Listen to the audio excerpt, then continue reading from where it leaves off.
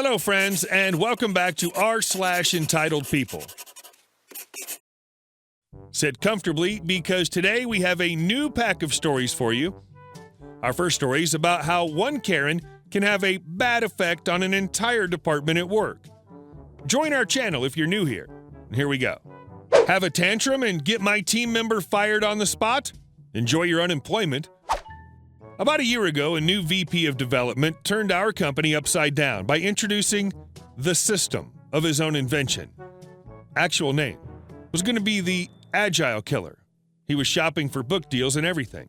The system meant taking any and all decisions away from what he called the assembly line, software engineers, and adding a huge new layer of middle management with a central team of decision facilitators routing each type of decision to the proper decision-making department.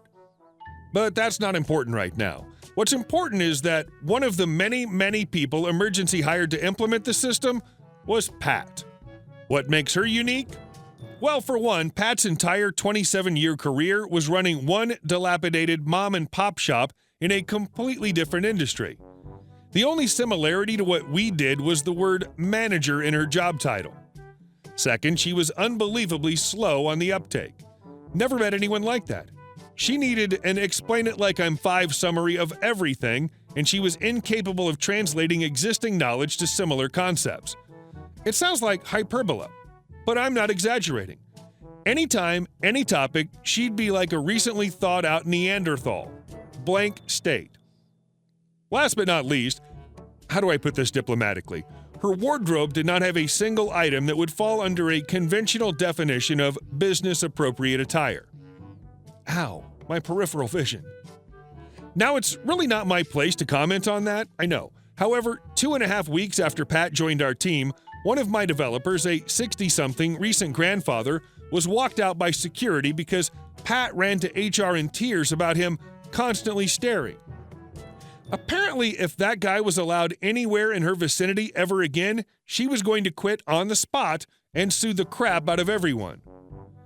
I know this is the most controversial part of my story. The few people I told this one before would instantly jump to her defense.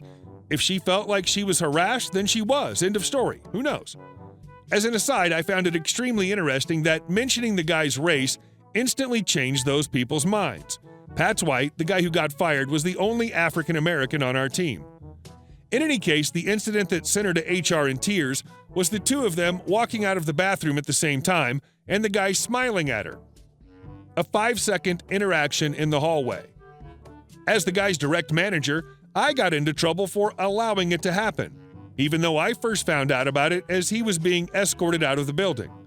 For me, this meant many meetings, memos, reviews, CC lists longer than the actual email, and all sorts of drama.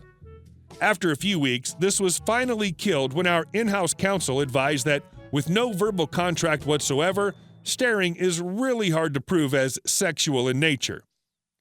End result for the team was a huge hole in our ability to maintain obscure legacy systems, sensitivity training for the entire team, and a giant red mark on my annual review, which denied me my measly raise and not-so-measly bonus.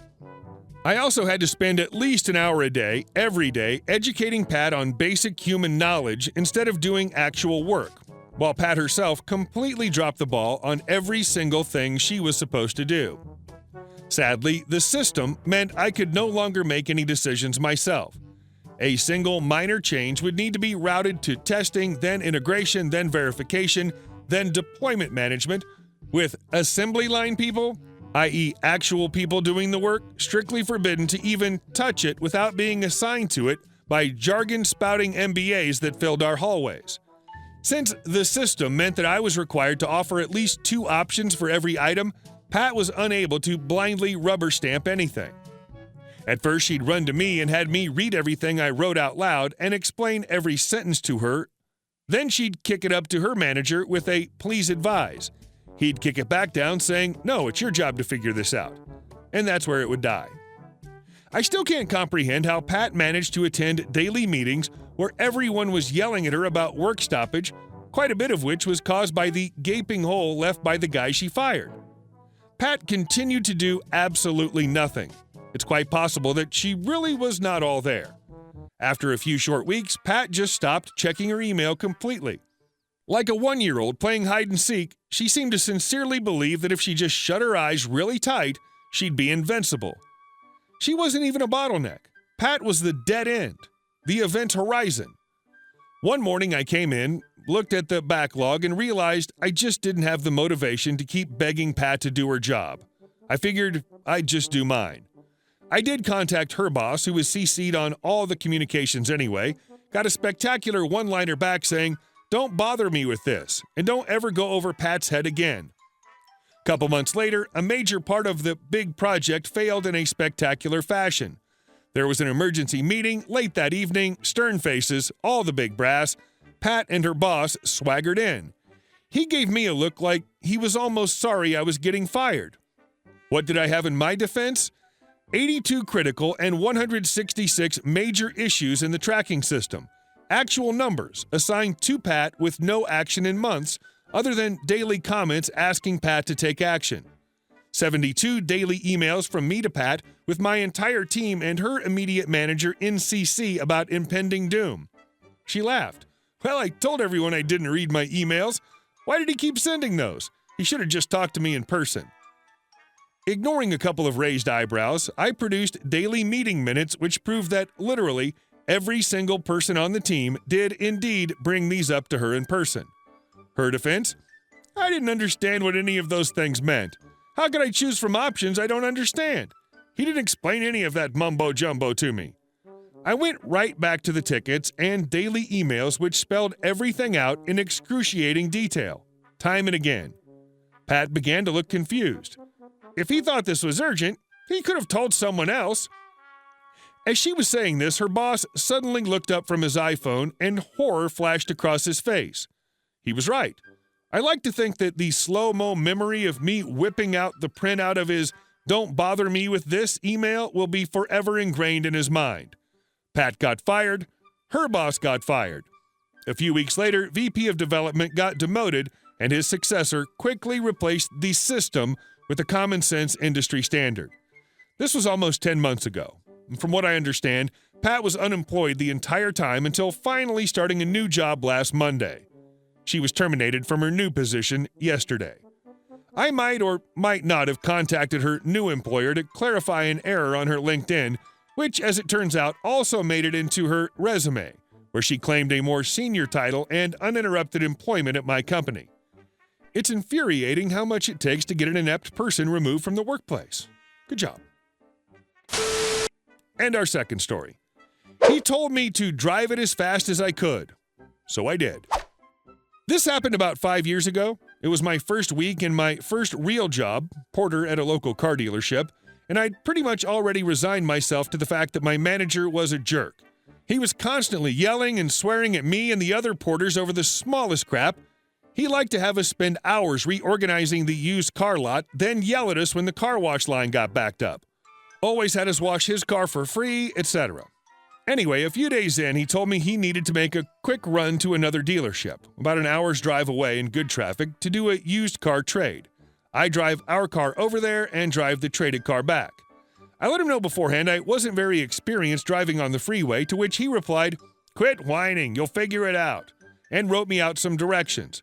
About an hour into the drive, I get a call from him asking if I'm there yet, which I wasn't, owing as much to his crappy directions as to my inexperience.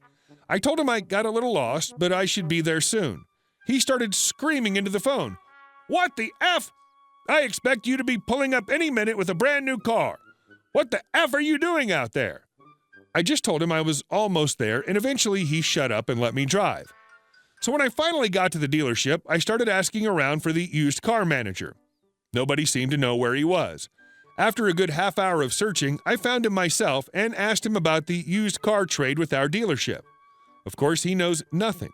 I had to get him on the phone with my manager, which landed me a few more what the Fs.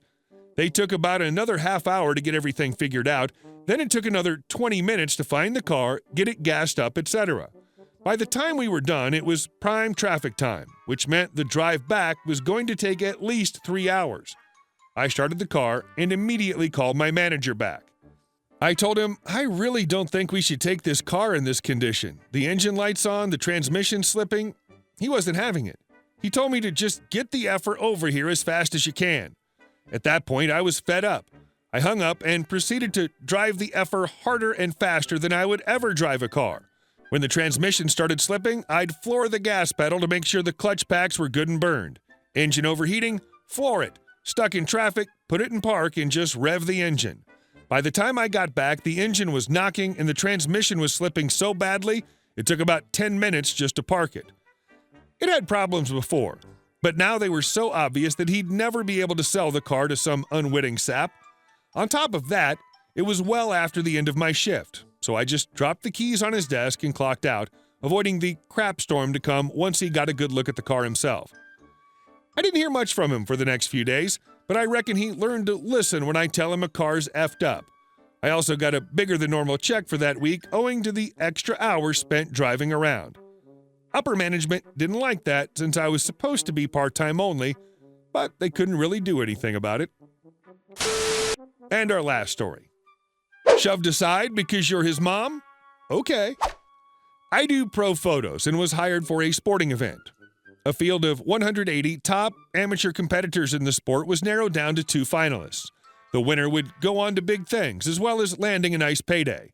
It could definitely be considered a life-changing event.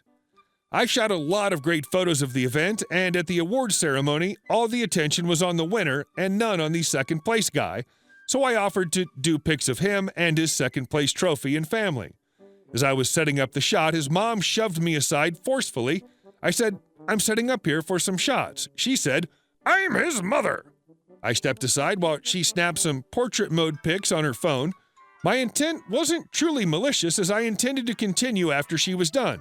But before she finished, I was called over by the organizers, aka my paycheck signers, to shoot more photos of the winner. So I guess one might say it was passive malicious. It's sad that the second-place finisher didn't get pro photos of the ceremony, but I'm never going to argue with, "I'm his mother." Hey guys, thank you all for watching the video, and I'll see you in the next one.